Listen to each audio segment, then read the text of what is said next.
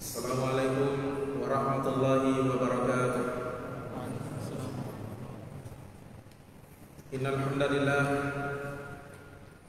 nahmaduhu wa nasta'inuhu wa nastaghfiruh wa na'udzu billahi min shururi anfusina wa min sayyiati a'malina. May yahdihillahu fala mudilla lahu wa may yudlil fala hadiya lahu.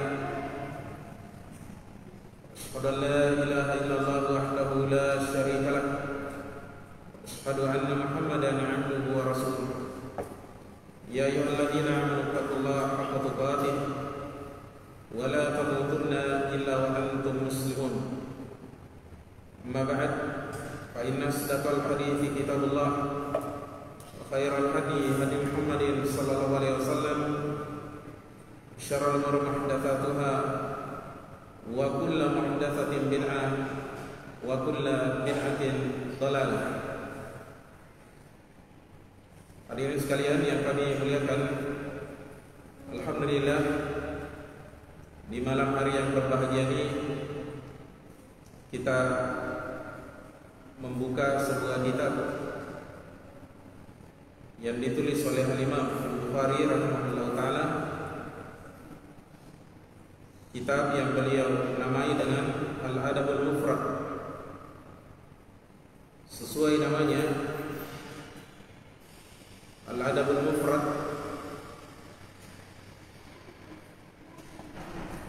merupakan kitab adab. Telah kita jelaskan pada pertemuan yang lalu bahwasanya adab ini terbagi tiga. Al-adabu ma'allah, adab bersama dengan Allah. Kemudian yang kedua, al-adabu ma'ar Rasul sallallahu alaihi wasallam, adab bersama dengan Rasul sallallahu alaihi wasallam. Kemudian yang ketiga, al-adabu ma'an nas, adab bersama dengan manusia, yakni manusia pada umumnya.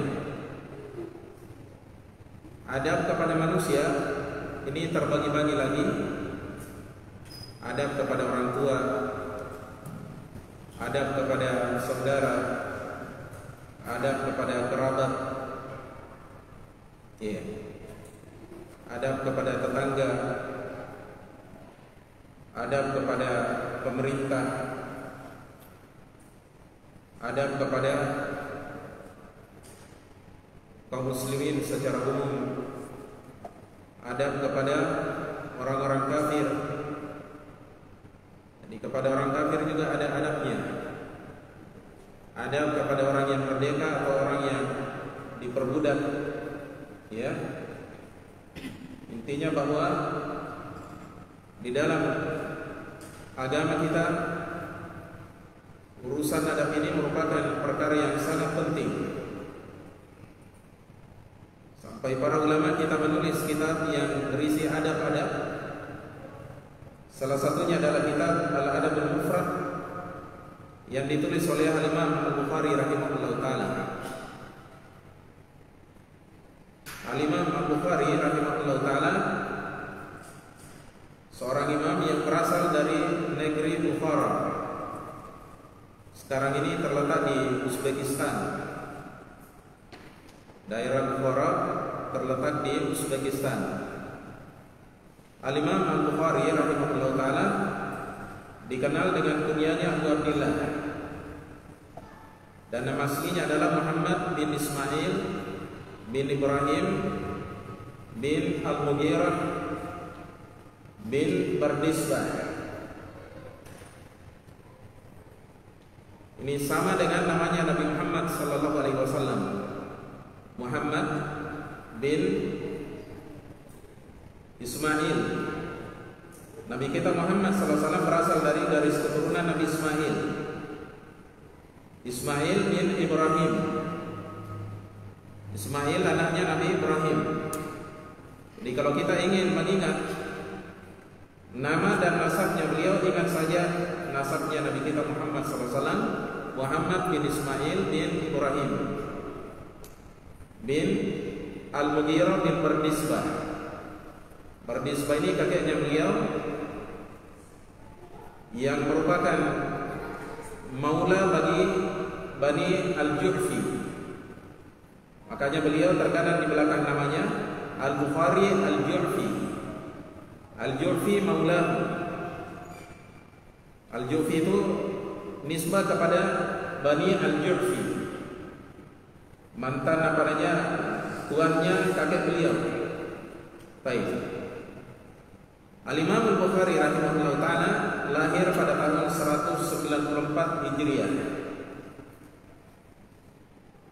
Dan ketika itu lahir dalam keadaan yatim. Jadi ayahnya beliau sudah meninggal sebelum beliau lahir. Dari sini kita mengetahui bahwasanya Imam Al-Bukhari rahimahullah ta'ala tumbuh dalam keadaan miskin. Karena ayahnya beliau meninggal dunia, tinggallah ibunya beliau yang mendidik Al-Imam Al-Bukhari rahimahullah ta'ala. Tapi dari kesusahan yang seperti itu tidak kemudian membuat beliau patah semangat dalam menuntut ilmu. Bahkan dari kekurangan-kekurangan seperti itu, beliau kemudian bersemangat dalam menuntut ilmu agama. Tidak ada kekayaan-kekayaan yang melalaikan beliau dari menuntut ilmu agama. Al-Imam Al-Bukhari rahimahullah ta'ala semasa kecilnya beliau mengalami kebutaan. Kemudian berkat doa dari ibunya, beliau setiap hari mendoakan supaya diberikan penglihatan oleh Allah Subhanahu wa ta'ala. Berapa lama kemudian Allah Subhanahu wa ta'ala menakdirkan Al-Imam Al-Bukhari rahimahullah ta'ala kembali menjadi orang yang sehat penglihatannya. Kemudian beliau dari situ bersemangat untuk menghafal Al-Quran dan menghafal hadisnya Rasulullah sallallahu alaihi wasallam. Disebutkan oleh sebagian di antara ulama kita bahwasanya Al-Imam Al-Bukhari rahimahullah ta'ala mulai menghafal hadis sebelum mencapai umur 10 tahun. Biasanya para penuntut ilmu pada masa itu mulai mempelajari ilmu agama ketika mereka sudah balik. Adapun Al-Imam Al-Bukhari rahimahullah ta'ala, sejak beliau diberikan penglihatan yang sehat oleh Allah Subhanahu wa ta'ala, beliau betul-betul memanfaatkan waktunya untuk menghafal Al-Quran dan menghafal hadis-hadisnya Rasulullah sallallahu alaihi wasallam.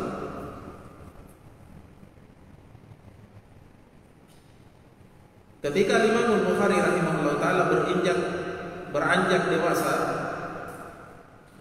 jadi seorang pemuda yang sudah mulai terlihat ya kedewasaannya, beliau kemudian melakukan haji pertama kalinya ke kota Mekah, dan di sanalah beliau tinggal beberapa lama untuk mengambil ilmu dari para ulama yang ada di negeri Mekah. Di sana beliau mempelajari tafsir, pelajari usul fikih, dan mempelajari ilmu hadis.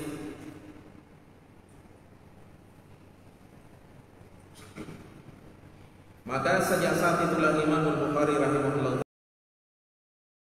ta'ala semakin terbuka ilmunya dan beliau berkeliling dunia mendatangi majelis para ulama, sampai disebutkan oleh sebagian di antara ulama kita bahwasanya Imam Bukhari rahimahullah taala telah meriwayatkan hadis sekitar 600.000 hadis. Sekitar 600.000 hadis. Subhanallah ya. Adapun Sahih Al-Bukhari itu hanya sekitar 7.000 hadis. Jadi bayangkan ya, dari 600.000 hadis yang beliau hafal dari Nabi sallallahu alaihi wasallam, beliau sudah menyaring dari 600.000 ini menjadi 7.000. Beliau letakkan di dalam kitab yang kita kenal dengan Sahih Al-Bukhari atau Al-Jami' Sahih. Di segelintir dari apa yang beliau hafal ya, 600.000 menjadi 7.000. Coba kalian ya bayangkan ya, begitu sedikitnya sebenarnya hadis yang dicantumkan oleh beliau di dalam kitabnya Sahih Al-Bukhari. Karena memang itulah hadis-hadis pilihan, hadis-hadis yang sahih dari Nabi sallallahu alaihi wasallam. Ya. Hadirin sekalian yang kami muliakan, ketika Imam Bukhari rahimahullah taala di akhir hayatnya, beliau kemudian kembali ke kampung halamannya yaitu Bukhara. Dan ketika beliau tinggal di Bukhara, beliau mengadakan majelis-majelis ilmu. Beliau membacakan hadis-hadisnya Rasulullah sallallahu alaihi wasallam kepada para penuntut ilmu di negeri tersebut. Dan pernah suatu hari ada seorang amir, seorang gubernur yang ada di Bukhara, memerintahkan Imam Bukhari rahimahullah taala datang ke majelisnya amir ini, gubernur ini. Kemudian Imam Bukhari rahimahullah taala membalas permintaan orang itu, amir itu. Beliau katakan bahwasanya al-ilmu yu'ta wa la ya'ti. Ilmu itu didatangi bukan mendatangi.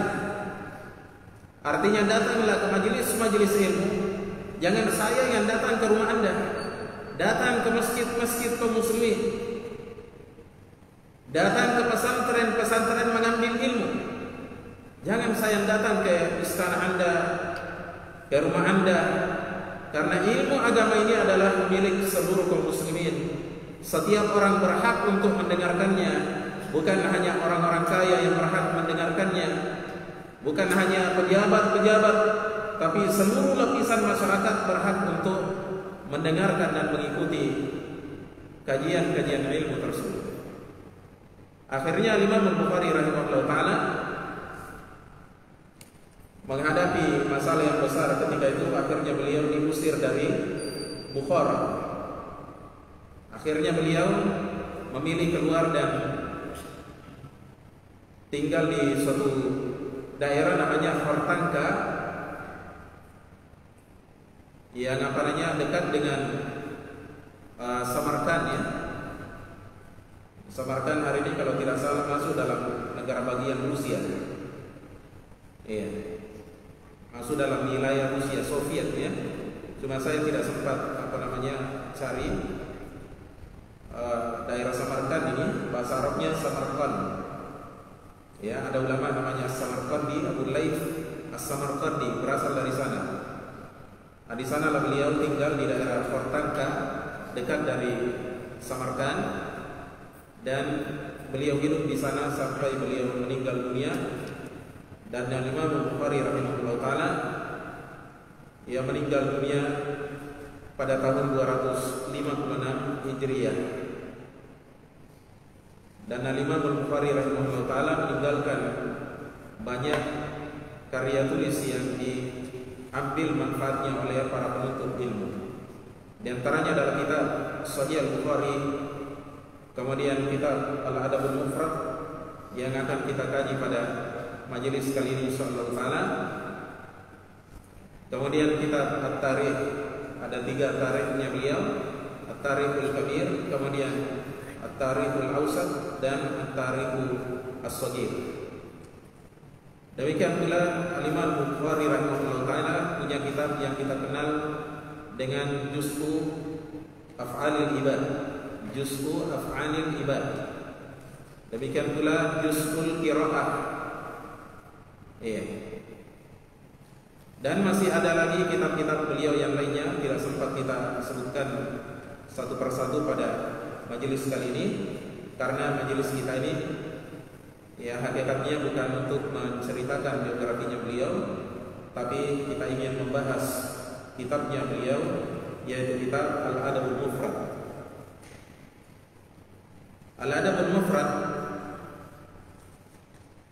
ini merupakan kitab yang ditulis oleh beliau di luar dari Sahih Al-Bukhari. Jadi jangan ada yang mengira bahwasanya Al-Adabul Mufrad diambil dan disendirikan, ya, dikeluarkan dari kitab Sahih Al-Bukhari. Seperti misalnya kitab Amalul Yaumi wal Lailah yang ditulis oleh An-Nasa'i sebenarnya diambil dari kitabnya As-Sunanul Kubra. Beda halnya dengan Al-Adabul Mufrad, karya Al-Bukhari ini tidak diambil dari kitab Sahih Al-Bukhari. Ya. Adapun kitab Amalul Yaumi wal Lailah karyanya An-Nasa'i rahimahullah yang sekarang ini dicetak, ya, dikenal dengan Amalul Yaumi wal Lailah, ini terambil dari kitab As-Sunanul Kubra karyanya beliau. Dari kitab As-Sunanul Kubra. Ini perlu saya jelaskan karena ada sebagian penuntut ilmu mengira bahwasanya kitab Al-Adabul Mufrad ini sebenarnya katanya dari Sahih Al-Bukhari, padahal tidak. Dia adalah kitab tersendiri yang ditulis oleh Al-Bukhari rahimahullah ta'ala di luar dari Sahih Al-Bukhari. Baik. Hadirin sekalian yang kami muliakan, kitab Al-Adabul Mufrad ini sudah disyarah oleh sejumlah ulama kita. Di antaranya adalah seorang ulama yang bernama Abdus Samad, Fadlullahi As-Samad, ya, judul kitabnya Fadlullahi As-Samad. Ya. Kemudian juga menyusul, ya, ulama-ulama yang lainnya nulis syarat terhadap Al-Adabul Mufrad. Seperti ada seorang ulama dari negeri India dikenal dengan Muhammad Luqman As-Salafi rahimahullah hafizahullah ta'ala, dalam kitabnya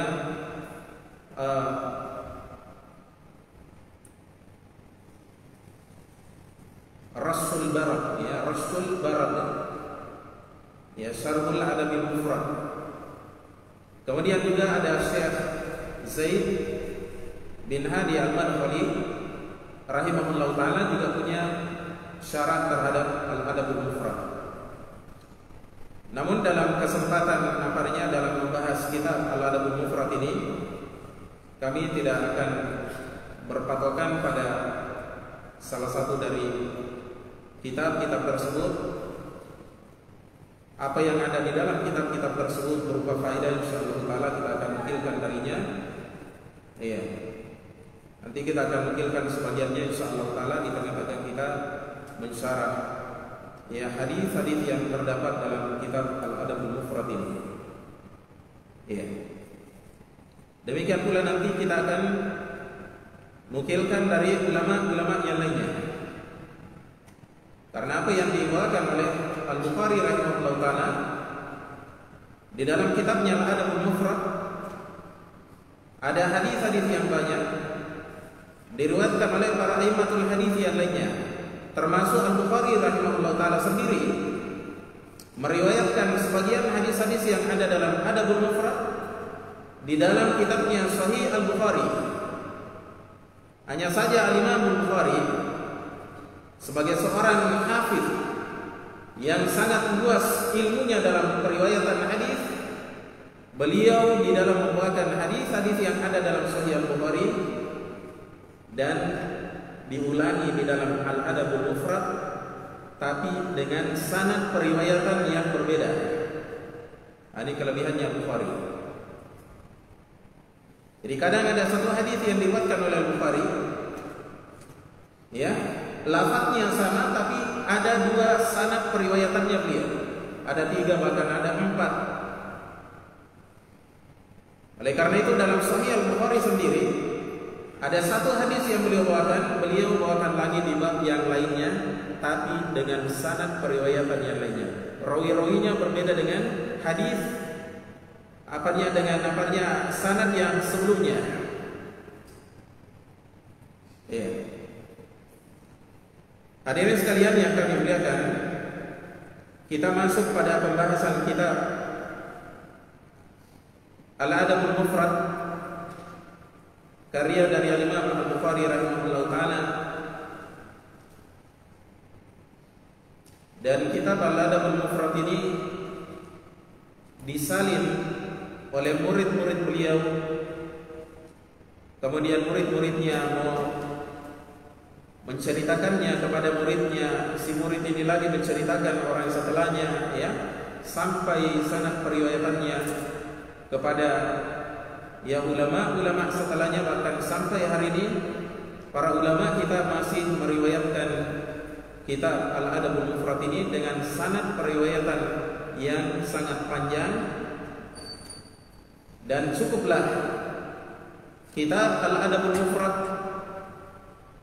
menjadi kitab yang mutawatir periwayatannya dengan tercetaknya kitab Al-Adabul Mufrad.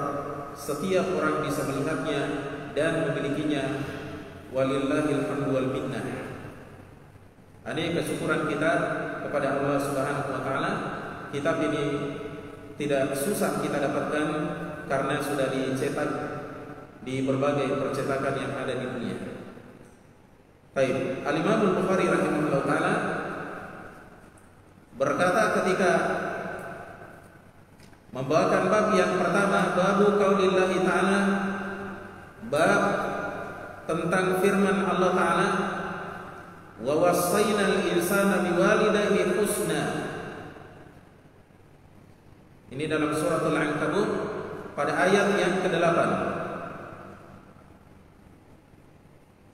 Babu qaulillahi ta'ala, bab tentang firman Allah ta'ala, wa wassaynal insana biwalidayhi husnan. Dan kami, kata Allah Subhanahu wa ta'ala, mewasiatkan kepada manusia berbuat baik kepada kedua orang tuanya.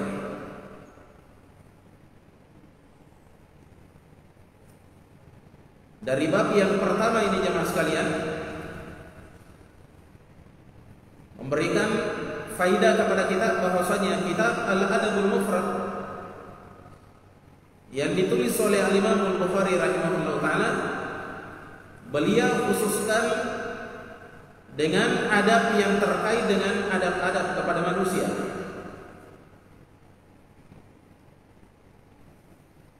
Kalau kita jelaskan tadi bahwasanya adab itu terbagi 3. Adab kepada Allah Subhanahu wa taala, adab kepada Rasulullah SAW, dan adab kepada manusia secara umum.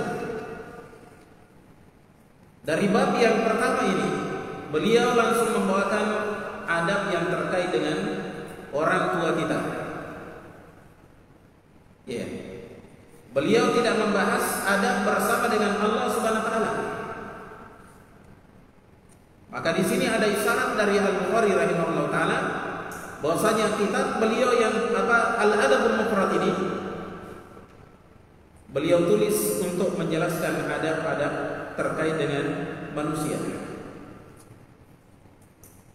Ya.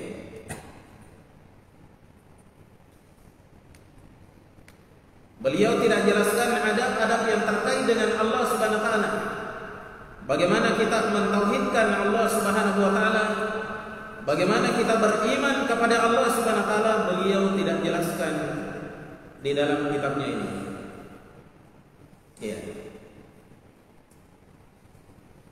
Hadirin sekalian yang kami muliakan, babu qaulillahi ta'ala, bab tentang firman Allah Subhanahu wa taala yakni dalam suratul Ankabut pada ayat yang ke-8, wa wassaynal insana biwalidayhi husnan. kami wasiatkan kepada manusia untuk berbuat baik kepada kedua orang tuanya. Di dalam sebagian qiraah husnan diganti dengan ihsanan. Dalam sebagian qiraah para ahli qiraah ya, ada yang membacanya ihsanan. Sama sebenarnya maknanya. Iya. Di dalam ayat ini Allah Subhanahu wa taala mengingatkan kepada kita selaku anak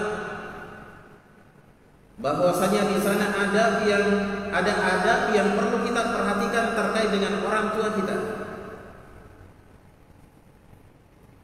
Orang tua yang merupakan manusia yang paling berjasa di dalam hidup kita.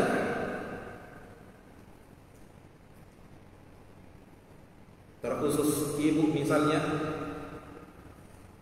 yang mengandung kita, melahirkan kita, kemudian merawat dan memperhatikan kita,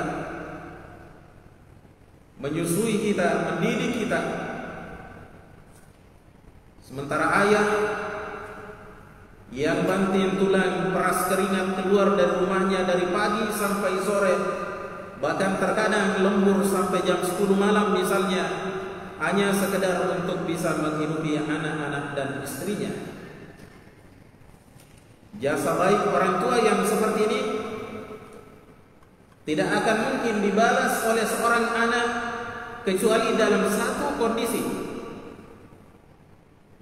Di saat orang tuanya menjadi seorang budak hamba sahaya, dia dapati orang tuanya diperbudak oleh manusia karena terjadi peperangan, kemudian dia ditawan, akhirnya menjadi budak, diperjualbelikan di pasar, kemudian anaknya datang membebaskan kedua orang tuanya, barulah setelah itu dia bisa membalas kebaikan kedua orang tuanya seperti yang dijelaskan oleh Rasulullah SAW, dan akan datang penjelasannya insyaallah di dalam bab yang lainnya.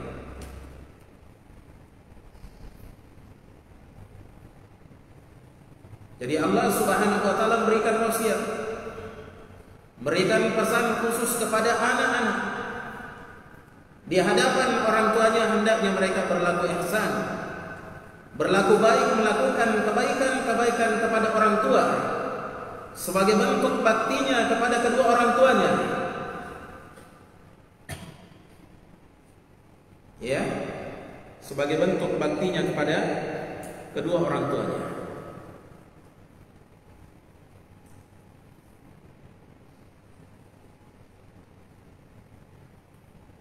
Dijelaskan oleh sebagian di antara ulama kita bahwasanya makna wasaina wa wasaina maknanya adalah amarna, kami perintahkan. Ya. Jadi maknanya adalah kami perintahkan. Kalau berbuat baik adalah perkara yang Allah perintahkan, maka berarti dia adalah perkara yang disyariatkan.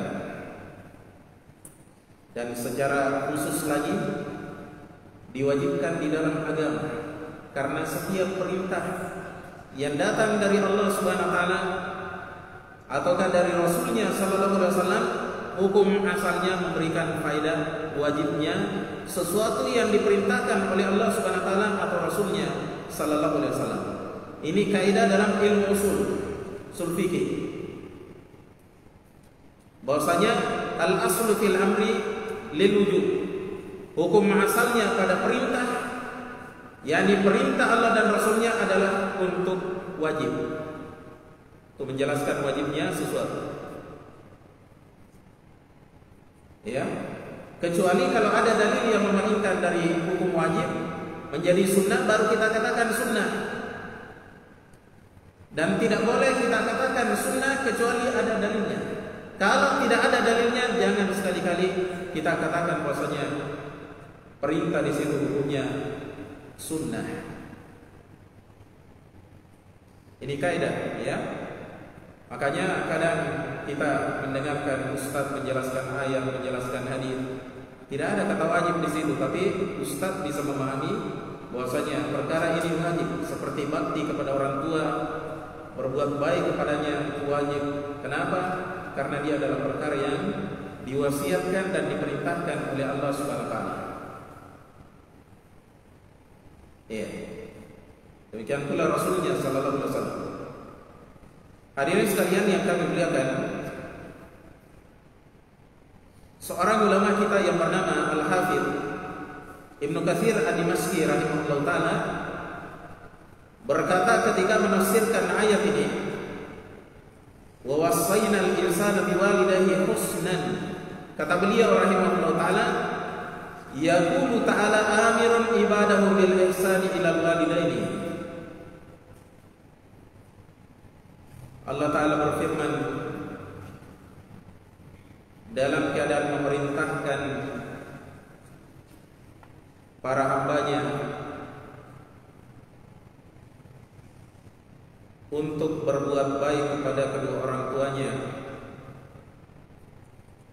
ba'dal hathi ala tamassuki bi tauhidih, setelah memberikan anjuran untuk berpegang teguh dengan tauhidullah, pentauhidan Allah. Fa innal walidaini huma sabab wujudil insani, karena kedua orang tua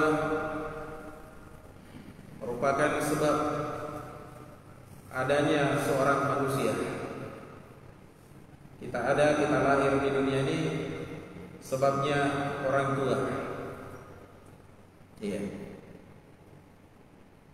Walau ma alaihi wayatul ihsani, kedua orang tua kita memiliki hak atas anaknya berupa puncak ihsan, perbuatan baik. Fal walidu bil infaqi, jadi ayah kita, bapak kita, dengan sebab dia memberi infak, perbuatan baiknya, jasa baiknya sama kita, berikan infak kepada anak-anaknya dan istri-istrinya. Wal walidatu bil isfaqi, sedangkan ibu dengan sebab kasih sayangnya, yakni terhadap anak-anaknya. Makanya mereka punya hak, ya puncak apanya ihsan, kita berbuat baik kepadanya. Seorang anak dituntut untuk melakukan berbagai macam kebaikan terhadap kedua orang tuanya sebagai bentuk baktinya kepada kedua orang tuanya.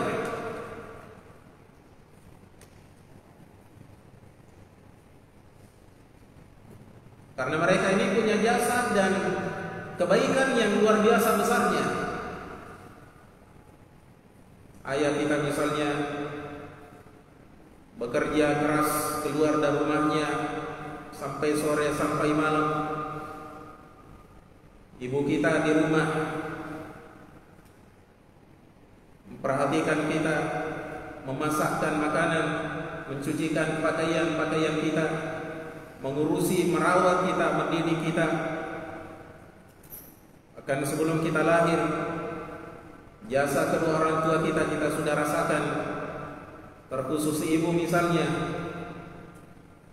rela berkorban jiwa dan raganya untuk anaknya,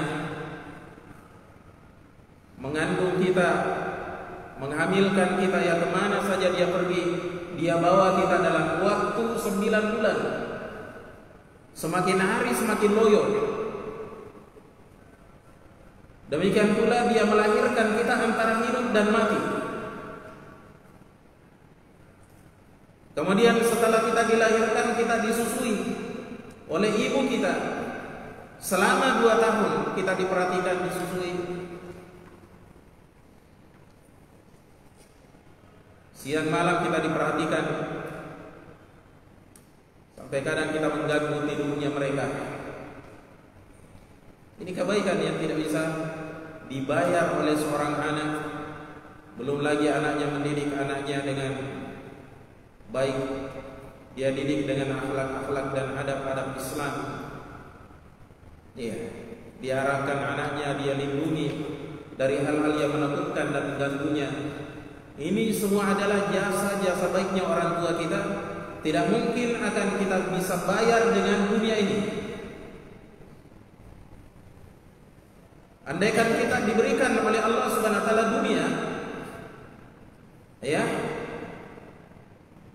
kemudian kita belanjakan untuk berbakti kepada kedua orang tua kita, maka semua itu tidak bisa membayar kebaikan kita terhadap, ya, orang tua kita.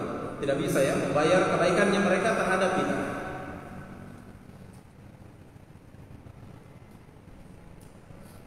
Hadirin sekalian yang kami muliakan, kemudian dari ayat ini, wa wassaynal insana biwalidayhi husnan. Kami wasiatkan, kata Allah Subhanahu wa taala, kepada harapannya manusia supaya berbuat baik kepada kedua orang tuanya.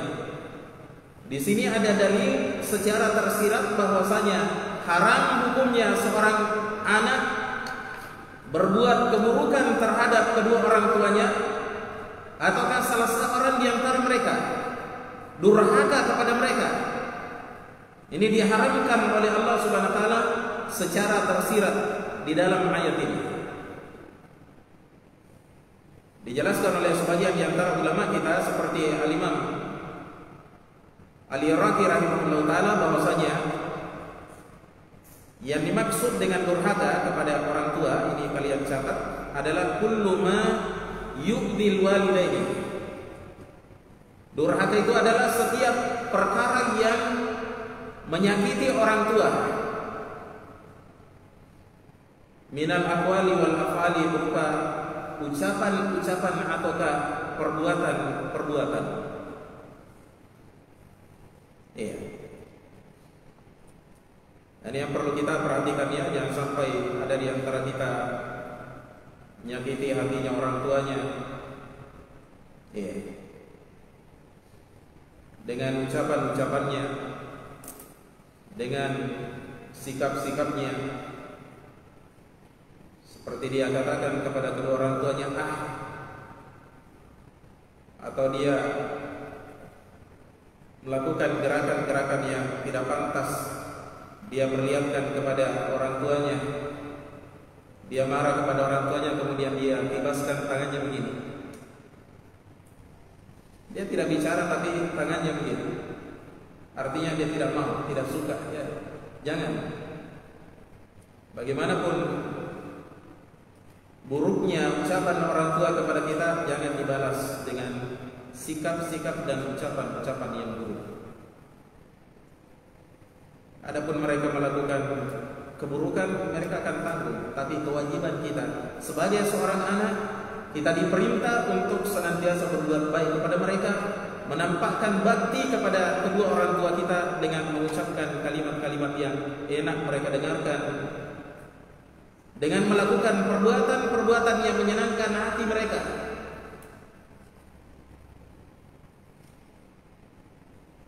Ya. Oleh karena itu Allah Subhanahu wa taala perintahkan kita, la wa qul lahumā qawlan karīmā, la taqul lahumā uffin. Jangan kalian mengucapkan ya. Wa qul lahumā qawlan karīmā, dan ucapkanlah kepada kedua orang tuamu ucapan yang mulia, ucapan yang enak didengar, ucapan yang sopan, ya. Kecuali kalau kita diperintah orang tua berbuat dosa, ya memang kita dilarang untuk mengikutinya, apalagi melakukan kekafiran. Kita disuruh murtad, kebetulan orang tua kita seorang ya orang yang kafir. Kita diperintah, dipaksa untuk kafir, jangan sekali-kali kita melakukan kekafiran atau kesyirikan yang diperintahkan oleh keduanya. Oleh karena itu kata Allah Subhanahu wa taala dalam sambungan ayat yang dibawakan oleh Imam Bukhari rahimahullah taala, wa in jahadaka litusyrika bima laysa laka bihi ilm fala tuti'huma. apabila keduanya memaksamu untuk berbuat kesyirikan kepadaku dalam perkara yang tidak ada ilmu bagimu di dalamnya, fala tuti'huma, maka jangan kamu menaati kedua orang tua. Di dalam hadis yang sahih dari Nabi SAW, beliau bersabda, la ta'ata li makhluqin fi ma'siyatil khaliq. Tidak ada ketaatan sama sekali kepada makhluk dalam rangka bermaksiat kepada Sang Pencipta, yaitu Allah Subhanahu wa taala. Orang tua kita misalnya perintahkan kita untuk menikah dengan musik, ya, jangan ditaati. Sampaikan dulu hujjah kepada mereka, sampaikan bahwasanya musik itu adalah haram, tidak dibolehkan oleh agama, oleh Allah di dalam Al-Quran dan juga oleh Rasulullah SAW. Kalau perlu kita hafal ayatnya, hadisnya, sampaikan kepada mereka. Jangan kemudian disuruh begitu saja langsung dituruti, jangan. Sampaikan nasihat kepada mereka supaya mereka mengerti apa yang diperintahkan di dalam agama kita dan apa yang dilarang di dalam agama kita. Baik.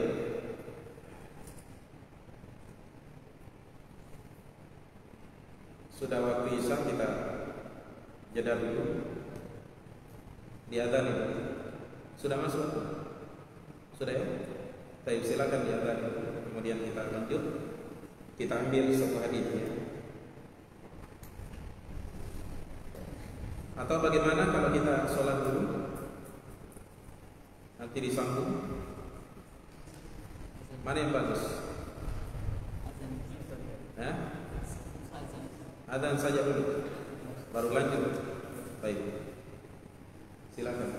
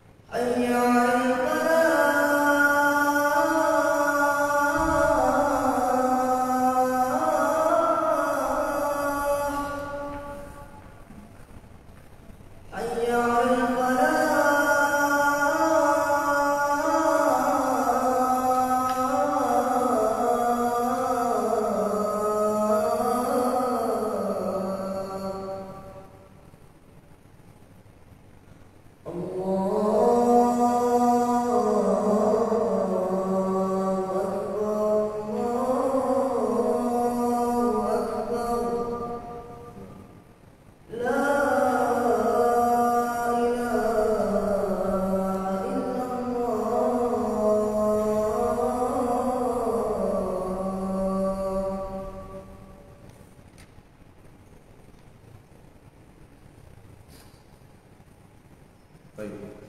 Kita lanjutkan. Setelah Imam Al-Bukhari rahimahullah ta'ala membawakan judul bab serta dengan ayat yang beliau bawakan, ya, orang yang menasakh, menyalin kitabnya Bukhari ini baru kemudian membawakan sanad periwayatannya sampai kepada Imam Bukhari. Panjang di sini,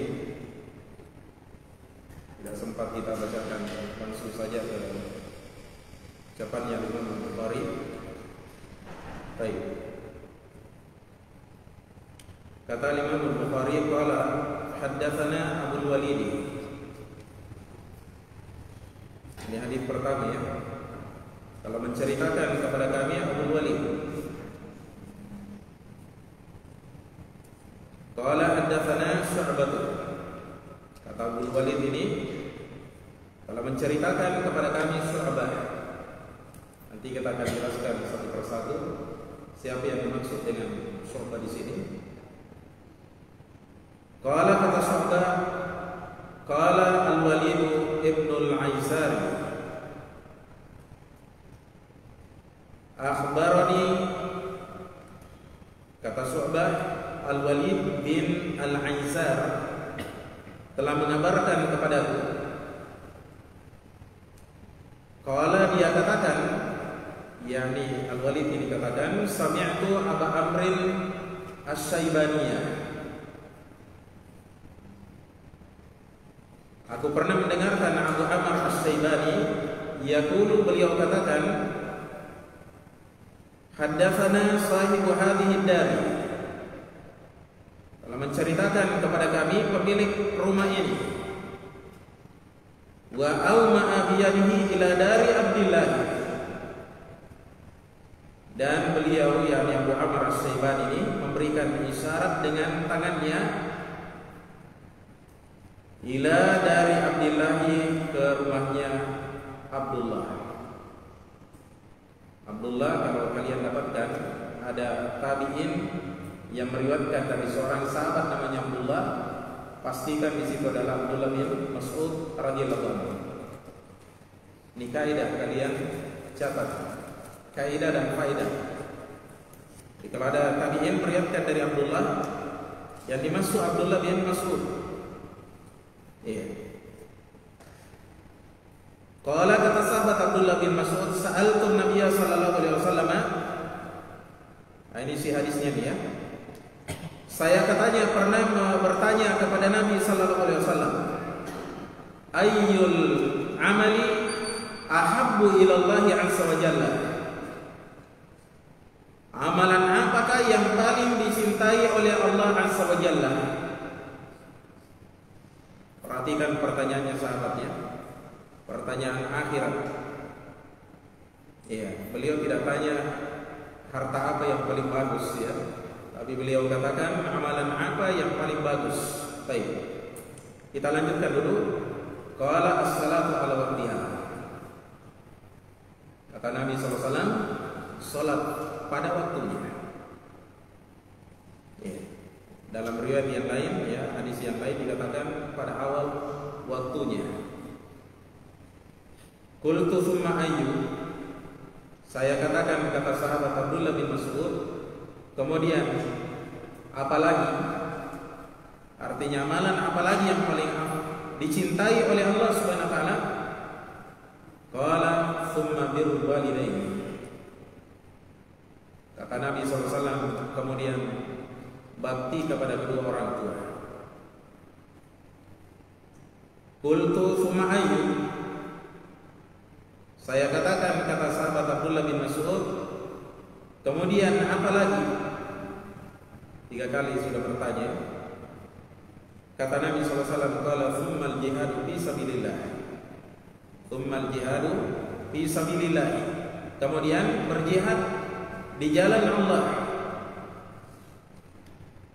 Qala, kata sahabat Abdullah bin Mas'ud radhiyallahu anhu, haddatsani bihinna Nabi sallallahu alaihi wasallam menceritakan kepadaku ya hal-hal tersebut. Wala istazattuhu lazadani, andaikan saya minta tambahan kepada beliau, kepada Nabi sallallahu alaihi wasallam maksudnya, lazadani, maka pasti Nabi sallallahu alaihi wasallam akan memberikan tambahan kepadaku. Artinya, andaikan saya terus bertanya kepada Nabi sallallahu alaihi wasallam, maka pasti Nabi SAW akan terus memberikan tambahan jawaban sampai banyak ilmu yang saya dapatkan. Tapi katanya saya tidak lanjutkan. Perhatikan ya adabnya sahabat kepada Nabi SAW. Kenapa tidak dilanjutkan? Khawatir memberatkan Nabi SAW. Karena kalau terlalu banyak pertanyaan, maka Nabi SAW akan menghabiskan waktu bersama mereka ya. Sementara beliau punya keperluan yang lain bersama anaknya, bersama istrinya, bersama kaum muslimin yang lainnya, bersama pasukannya, bersama dengan urusan negara. Makanya juga disebutkan di dalam Al-Quran, para sahabat itu kalau datang ke rumahnya Nabi SAW, jangan berlama-lama di situ. Ya. Karena itu akan memberatkan Nabi SAW. Baik. Hadirin sekalian yang kami muliakan, kita kembali ke awal sanad hadis ini. Kata Al-Imam Al-Bukhari rahimahullah ta'ala, qala haddatsana Abdul Walid, telah menceritakan kepada kami Abdul Walid. Ini gurunya Al-Imam Al-Bukhari. Nama aslinya adalah Hisam bin Abdul Malik, lebih dikenal dengan kunyanya Abdul Walid At-Tayalisi. Ya, dikenal dengan Abdul Walid At-Tayalisi Al-Basri. Beliau ini termasuk di antara min sigari atba'i tabi'in, junior di kalangan tabi'ut tabi'in. Beliau wafat pada tahun 227 Hijriah. Beliau ini adalah seorang yang thiqah. Adapun hadis-hadisnya beliau maka diriwayatkan oleh Al-Bukhari, Muslim, Abu Daud, At-Tirmidzi, An-Nasa'i dan Ibnu Majah. Jadi kalau kalian mau lihat hadis-hadisnya, buka kitab-kitab ini, Al-Kutubus Sittah, kitab 6, Sahih Bukhari, Muslim, Sunan Abu Daud, Sunan Tirmidzi, Sunan An-Nasa'i dan Sunan Ibnu Majah. Buka di situ. Kemudian kata Abdul Walid At-Tayalisi rahimahullah ta'ala, qala haddatsana Syu'bah, telah menceritakan kepada kami Syu'bah. Yang dimaksud dengan Syu'bah di sini adalah Syu'bah bin Al-Hajjaj Al-Wasiti Al-Basri. Syu'bah bin Al-Hajjaj Al-Wasiti Al-Basri. Beliau ini digelar dengan Amirul Mukminin fil hadis. Orangnya hebat, orangnya sampai dipuji oleh Al-Hafidz Ibnu Hajar bahwasanya beliau adalah seorang yang thiqah, thiqatun hafidun mutqin, Amirul Mukminin fil hadis. Kalau Al-Bukhari memberikan pujian, Al-Hafidz memberikan pujian kepada seorang rawi dengan 3 pujian, ini merupakan puncak ya tertinggi bagi seorang rawi yang ada di dalam kitab Taqribut Tahdhib yang ditulis oleh Al-Hafidz Ibnu Hajar. Ya. Baik, Syu'bah bin Al-Hajjaj rahimahullah taala meninggal pada tahun 160 Hijriah.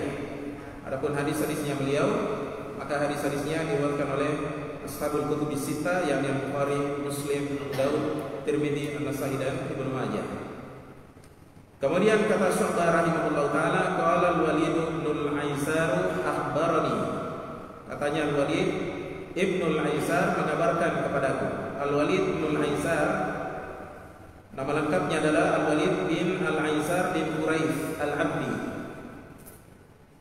Beliau ini seorang rawi yang berasal dari negeri Kufah. Beliau termasuk min sigori tabi'in, junior di kalangan tabi'in. Adapun hadis-hadisnya beliau, maka hadis-hadisnya diriwayatkan oleh Al-Bukhari, Muslim, An-Nasa'i dan Ibnu Majah. Ya. Al-Bukhari, Muslim, Tirmidzi dan An-Nasa'i. Baik. Beliau ini juga adalah rawi yang thiqah. Kemudian kata Al-Walid bin Al-Aisar, qala sami'tu Abu Amr Asy-Syaibani, telah menceritakan kepadaku Abu Amr Asy-Syaibani. Nama aslinya adalah Sa'ad bin Iyas. ya Sa'ad bin Iyas, lebih dikenal dengan kunyanya Abu Amr Asy-Syaibani Al-Kufi, berasal dari Kufah. Beliau ini min kibarit tabi'in, pembesar di kalangan tabi'in. Tabi'in itu muridnya sahabat. Beliau wafat pada tahun 32 Hijriah. Adapun hadis-hadisnya, maka hadis-hadisnya diriwayatkan oleh ashabul kutubus sittah. Yaqul, kata Abu Amr Asy-Syaibani, haddatsana sahibu hadhihi dar, telah menceritakan kepada kami pemilik rumah ini, wa auma'a biyadihi ila dari Abdullah, dan beliau memberikan isyarat dengan tangannya kepada rumahnya Abdullah. Yang dimaksud di sini Abdullah adalah Abdullah bin Mas'ud bin Ghafil Al-Mudhali. Beliau adalah qari' min al-qurra, seorang ahli qiraah, termasuk min as-sabiqin al-awwalina fil Islam.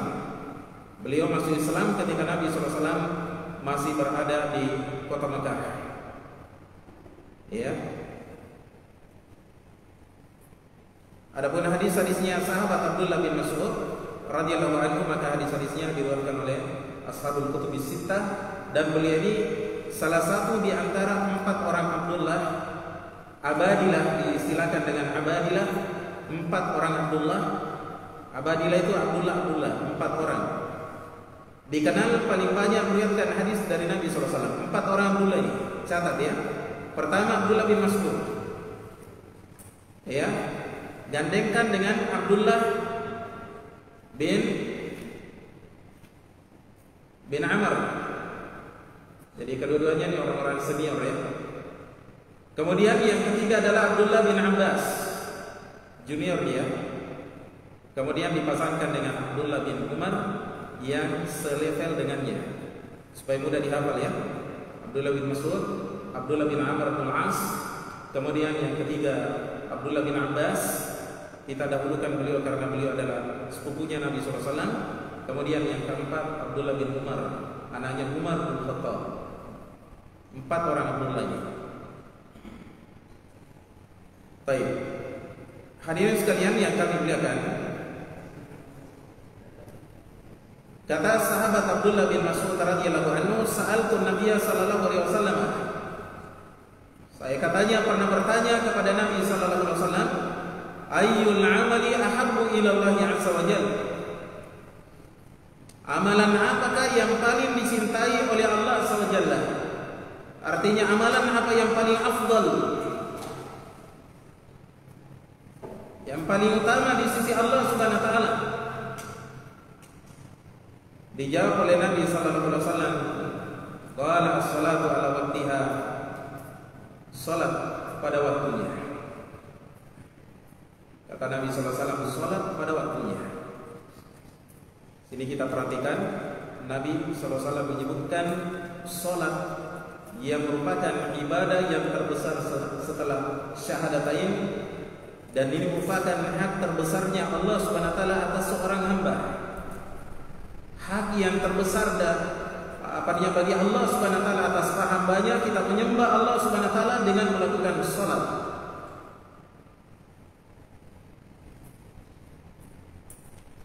Ya.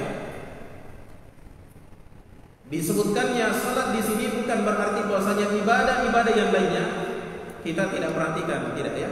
Tapi maksudnya di sini mewakili ibadah-ibadah yang lainnya yang wajib kita tunaikan. Pertama kali kita perhatikan adalah salat. Kemudian ibadah-ibadah yang lainnya. Ya.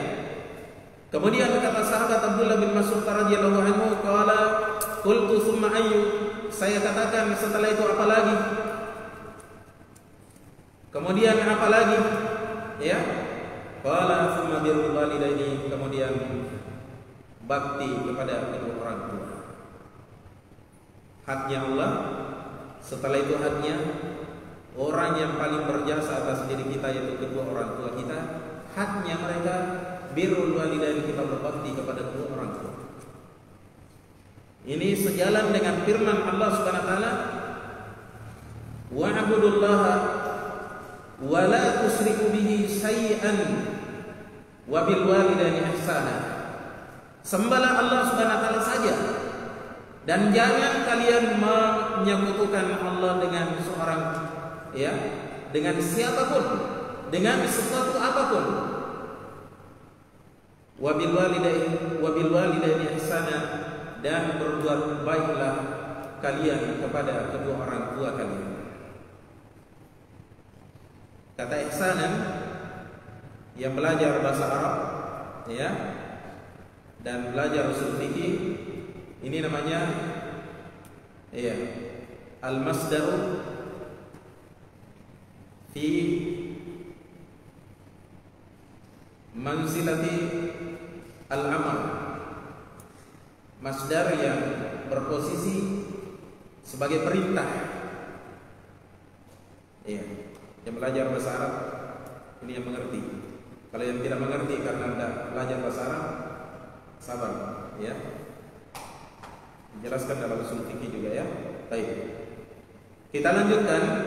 Qultu tsumma ayyu. Saya katakan, kata sahabat Abdullah bin Mas'ud, kemudian apa lagi? Qala tsumma al-jihad fi sabilillah.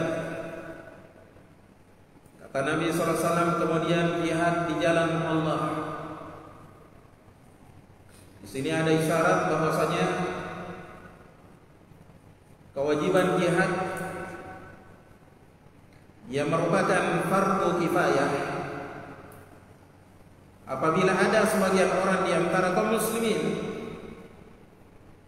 yang ditunjuk untuk mengikuti jihad fisabilillah, maka yang lainnya gugur kewajiban untuk mengikuti jihad fisabilillah.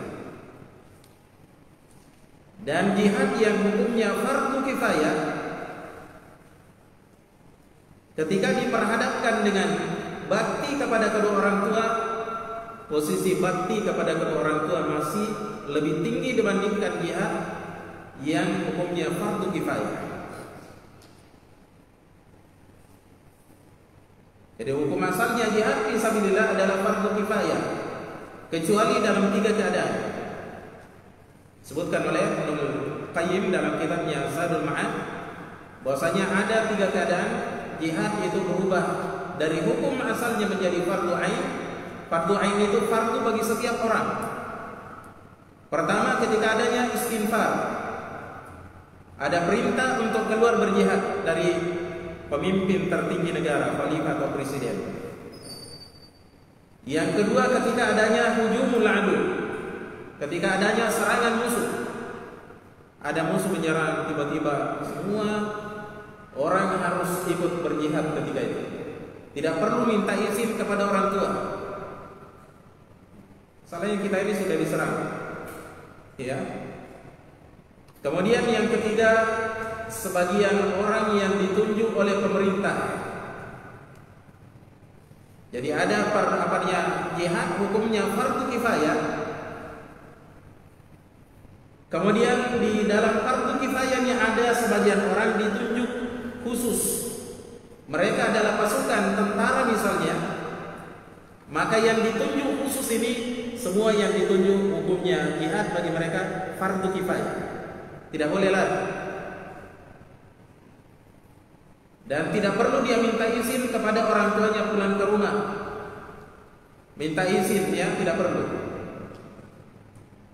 Tapi kalau fardu kifayah, hukumnya fardu kifayah, anak harus pulang ke rumah minta izin. Ya. Baik. Hadirin sekalian yang kami muliakan, hadis yang ada di depan kita ini adalah hadis yang sahih, diriwayatkan oleh Al-Bukhari rahimahullah taala dalam kitabnya Al-Adabul Mufrad ini pada nomor hadis yang pertama, nomor hadis 1, ya. Demikian pula beliau riwayatkan dalam kitabnya Sahih Al-Bukhari pada nomor hadis yang ke-527. Muslim dalam sahihnya pada nomor hadis yang ke-85. Tirmidzi dalam sunannya pada nomor hadis yang 173 dan 1898, dan An-Nasa'i dalam sunannya di dalam, ya, pada nomor hadis yang ke-610 sampai 611. Ya. Kemudian dari hadis ini ada beberapa buah faedah-faedah yang bisa kita petik darinya. Faedah yang pertama kita nukilkan dari seorang ulama kita yang bernama Faisal bin Abdul Aziz Al-Huraybili dalam kitabnya Tadrisu Riyadhis Shalihin pada jilid 1 halaman 221 beliau mengatakan al-haditsu dalilun ala anna as-salata fi waqtiha afdalul a'mali. Hadis ini merupakan dalil yang menunjukkan bahwa sholat pada waktunya adalah seutama-utamanya amalan. Karena disebutkan yang paling pertama.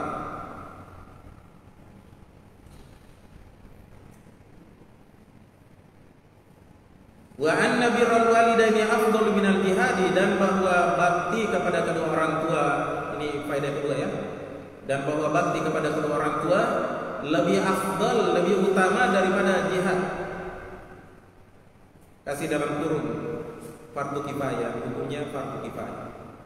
Kalau fardu ain tidak. Ya, karena itu menjadi haknya Allah. Karena ini untuk membela agama. Ya. Faedah yang kedua kita nukilkan dari seorang ulama kita yang bernama Badruddin Al-Aini dalam kitabnya Umdatul Qari pada jilid 5 halaman 14. Kata beliau rahimahullah taala, fa in qulta, kalau Anda katakan, Anda bertanya, mal hikmatu fi taksisi adz-dzikri bi hadhihi al-asya'i thalathati. Kalau Anda bertanya, apa hikmahnya dalam pengkhususan penyebutan 3 perkara ini? Artinya di sana kan banyak perkara lain dalam agama ya, punya keutamaan juga luar biasa besarnya. Tapi kenapa 3 ini yang disebutkan, yang lainnya tidak? Kata beliau, qultu, saya katakan, artinya saya jawab, hadhihi thalathatu afdalul a'mali ba'dal imani. 3 perkara ini adalah seutama-utamanya amalan setelah iman. Seutama-utamanya amalan setelah iman. Man dhayya as-salata allati hiya imadud dini ma'al ilmi bi fadilatiha. Barang siapa yang menyia-nyiakan urusan salat ini, yang merupakan pilar agama, padahal dia tahu keutamaannya, karena diberiha min amri ini asadda fatihan, maka terhadap perkara-perkara agama yang lainnya pasti dia lebih menyia-nyiakannya. Iya. Wa asabu ta'awunan wastighfafan, dan akan lebih meremehkannya dan merendahkannya. Ya, makanya disebut oleh Nabi SAW supaya kita punya perhatian terhadap 3 perkara. Ya. Makanya kalau kita punya usaha mempekerjakan orang, pilih orang yang menjaga sholatnya. Jangan pilih orang yang tidak sholat.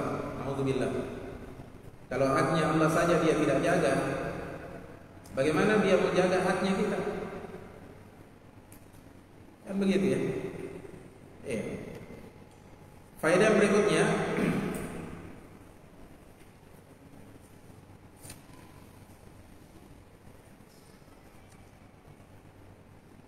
kita nukilkan dari Al-Hafidh Ibnu Hajar Al-Asqalani rahimahullah ta'ala di dalam kitabnya Fathul Bari pada jilid 2 halaman 9. Beliau menukilkan faedah dari seorang ulama yang bernama Ibnu Battal Al-Qurtubi. Qala Ibnu Battalin, katanya Ibnu Battal berkata, fihi anna al-bidar ila salati fi awwali awqatiha. Di dalam hadis ini terdapat faedah bahwa bersegera menuju sholat pada awal waktunya, bersegera menuju sholat pada awal waktunya, afdalu minat tarahi fiha, lebih utama daripada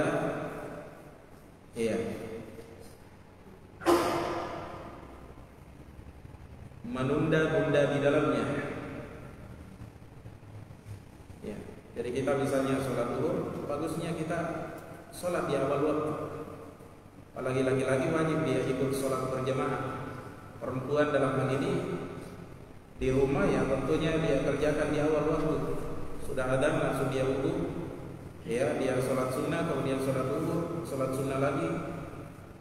Waktu yang paling utama, jangan ditunda-tunda. Ya.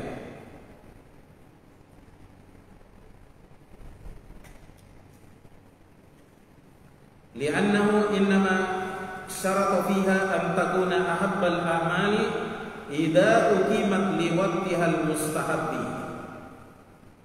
Karena Nabi sallallahu alaihi wasallam hanyalah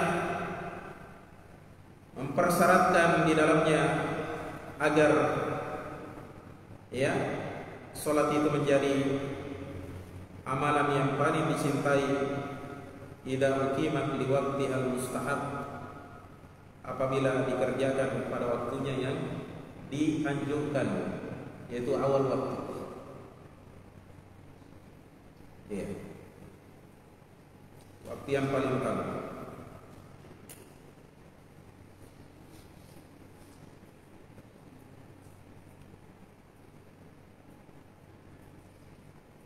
Faedah yang berikutnya masih dari Al-Hafidz Ibnu Hajar Al-Asqalani rahimahullah dalam kitabnya Fathul Bari pada jilid 2 halaman 10 sampai 11. Wa fil hadithi fadlu ta'dhimil walidaini. Di dalam hadis ini kata beliau terdapat keutamaan mengagungkan kedua orang tua. Muliakan mereka ya.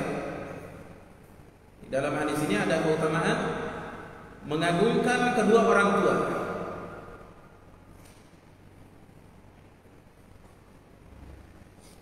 Keutamaannya sampai dikatakan apa? Termasuk amalan yang paling dicintai oleh Allah Subhanahu wa taala. Makanya bagi kalian yang masih ada orang tuanya, hargai ya, nikmati. Pintu surga bagi kita. Banyak amalan-amalan utama bisa kita raih dengan berbakti kepada orang tua. Bagi mereka yang sudah meninggal orang tuanya, carilah pintu-pintu bakti kepada orang tua. Setiap sholat kita doakan orang tua kita di dalam sholat, setelah tasyahud, sebelum kita salam, ya. Perbanyak doa di situ, termasuk doa untuk orang tua. Ya Rabbi firli wa liwalidayya wa lil mu'minina yauma yaqumul hisab. Hafal doa itu atau doa yang kita hafal mati ya, beredar di masyarakat. Rabbi firli wa liwalidayya, ya, warhamhuma kama rabbayani shaghira. Jangan pernah lupakan orang tua kita dari doa-doa kita.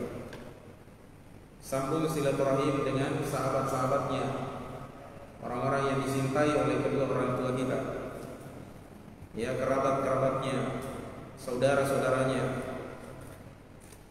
Kemudian juga kita carikan orang tua kita jalan untuk bersedekah baginya. Cari wakaf yang terus mengalir pahalanya. Ada pembangunan masjid, sedekahkan untuk orang tua. Wakafkan untuk orang tua kita di situ. Itu bakti kita kepada orang tua. Jadi tidak ada istilahnya bakti itu putus. Selama kita hidup, bakti itu akan terus berjalan. Sebagian orang kadang kalau meninggal orang tuanya, dia sudah lupa betul orang tuanya. Na'udzubillah. Termasuk kedurhakaan ya. Faedah berikutnya disebutkan di sini oleh Al-Hafidz Ibnu Hajar, wa anna a'malal birri yafdulu ba'daha 'ala ba'dhin. Bahwa amalan-amalan kebajikan sebagiannya melebihi yang lainnya. Salat yang merupakan haknya Allah lebih tinggi daripada bakti kepada orang tua.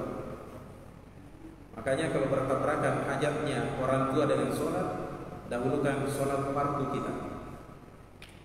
Adapun sholat sunnah ya kita dahulukan orang tua di sini, karena Allah tidak mewajibkan kita. Adapun bakti kepada orang tua mewajibkan kita. Allah wajibkan kita di dalamnya. Sunnah ketemu wajib, dahulukan yang wajib. Ya. Faedah berikutnya, wa fihi as-su'alu an masaila syatta fi waqtin wahidin. Di dalam hadis ini terdapat keterangan tentang bertanya, artinya bolehnya bertanya an masaila syatta, tentang perkara-perkara yang syatta, yang beragam, fi waqtin wahidin, dalam satu waktu. Ya, cuma tadi ingat jangan sampai merepotkan ustaz ya, atau orang yang ditanya. Nanti dia ya berat. Nah, tinggal kita perhatikan bagaimana kondisi ketika kita bertanya. Kalau memang ustaz kelihatannya santai-santai saja, bertanya sebanyak-banyaknya. Tapi kalau dia kelihatannya sudah gelisah, sudah kita berhenti di situ. Kemudian faedah yang berikutnya masih dari Al-Hafidz Ibnu Hajar, warifqu bil alimi wa tawaqqufu 'anil iktsari 'alaihi khasyata malalihi. Nah, di dalam hadis ini juga terdapat anjuran untuk ar-rifqu, ya, berlaku lembut terhadap seorang yang berilmu, wa tawaqqufu 'anil iktsari 'alaihi, dan berhenti dari memperbanyak pertanyaan kepadanya, khasyatan malali, karena khawatir dia bosan. Ya. Kemudian faedah berikutnya, wa ma kana alaihi sahabatu min ta'dhimin nabi sallallahu alaihi wasallam wa syafaqati alaihi. Di dalam hadis ini juga terdapat sesuatu yang dijalani oleh para sahabat, berupa pengagungan terhadap Nabi sallallahu alaihi wasallam serta sayangnya mereka kepada beliau sallallahu alaihi wasallam. Jadi sudah dilihat Nabi sallallahu alaihi wasallam kayak ini tidak bisa ditanya lagi. Sudah, saya berhenti di sini. Sebenarnya saya masih mau bertanya. Andai kan saya bertanya, pasti Nabi SAW masih akan terus menjawab pertanyaan saya. Tapi sudah gitu, kasihan Nabi Sallallahu Alaihi Wasallam. Jadi orang juga itu jangan melihat seorang alim, seorang ustadznya tidak mengeluh dalam tanya jawab. Kita saja yang mengerti ya. Jangan terlalu banyak, nanti ya kasihan ya. Ada istrinya, ada kerjaannya, ya. Baik. Kemudian faedah berikutnya masih dari Al-Hafidz, wa ma kana wa alaihi min irsadil mustarsyidina walau syaqqa alaihi. Di dalam hadis ini juga terdapat sesuatu yang dijalani oleh Nabi SAW, ya, berupa bimbingan terhadap orang-orang yang minta bimbingan, ya, berupa bimbingan pada orang yang meminta bimbingan, walau syaqqa alaihi, sekalipun hal itu berat atas Nabi SAW. Beliau tidak mengeluh. Tapi Abdullah bin Mas'ud orang yang cerdik, kayaknya sudah berat ini, ya. Apalagi kalau istri di dalam sudah bunyi-bunyi piring ya, ya. Apa anak sudah menangis di dalam, itu sudah isyarat bahwasanya ini kayaknya anak mau diurusi ya. Baik.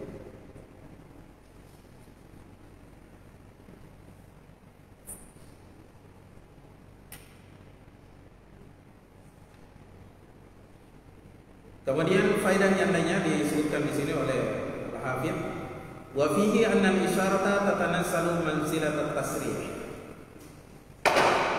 Di dalam hadis ini terdapat faedah bahwa isyarat berkedudukan seperti kedudukannya at-tasrih, penegasan. Ibnu Mas'ud melihat Nabi SAW ketika ditanya 1 kali, 2 kali, 3 kalinya kelihatannya Nabi SAW sudah gelisah. Itu isyarat bagi sahabat Abdullah bin Mas'ud untuk berhenti bertanya. Seakan-akan Nabi SAW sudah bilang, sudah minum dulu, ada pekerjaan ini. Ya, nah itu orang cerdik harus pintar mempelajari, melihat mimiknya seseorang. Iya, paham ya?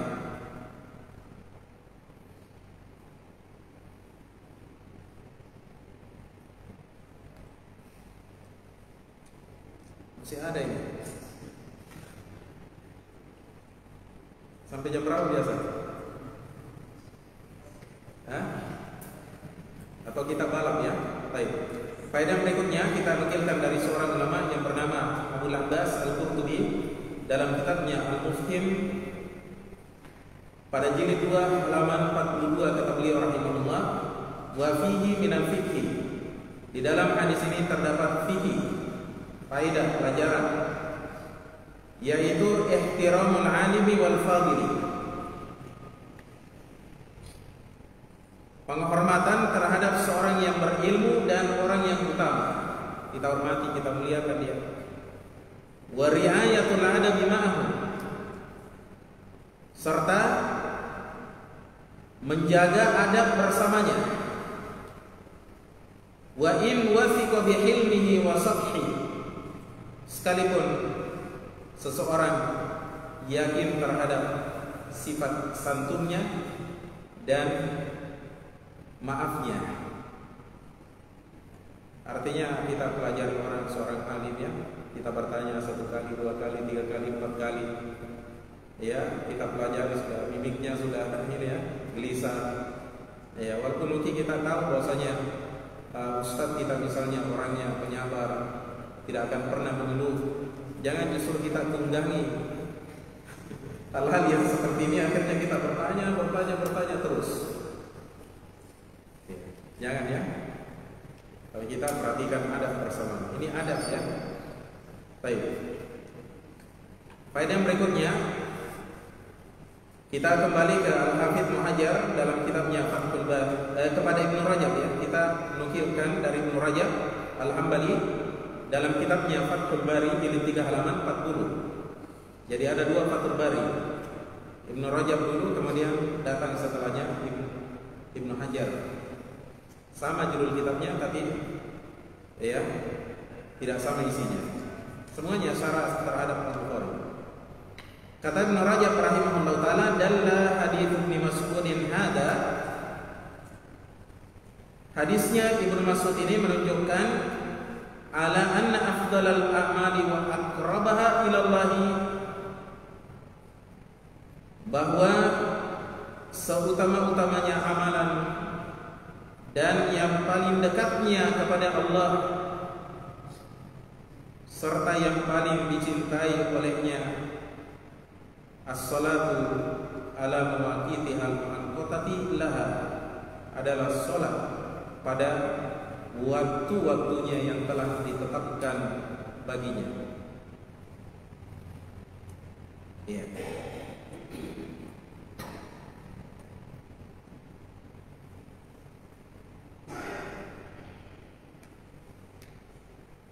Kemudian terakhir kita nukilkan dari seorang ulama yang bernama Ali bin Sultan Al-Qari dalam kitabnya Mirqatul Mafatih jilid 2 halaman 505, kata beliau rahimahullah, wa fil hadithi dalilun ala ma qalahu ulama, di dalam hadis ini terdapat dalil yang menunjukkan tentang sesuatu yang dinyatakan oleh para ulama, min anna salata afdalul ibadati ba'da syahadatain, bahwa salat adalah seutama-utamanya ibadah setelah syahadatain. Yuwafiquha al-khabar sahihu, ini sejalan ya, sepakat dengan hadis yang sahih, as-salatu khairu mawdu'in, salat adalah sebaik-baik syariat yang diletakkan. Hadis ini diriwayatkan oleh Tabrani dalam kitabnya Mu'jamul Awsat.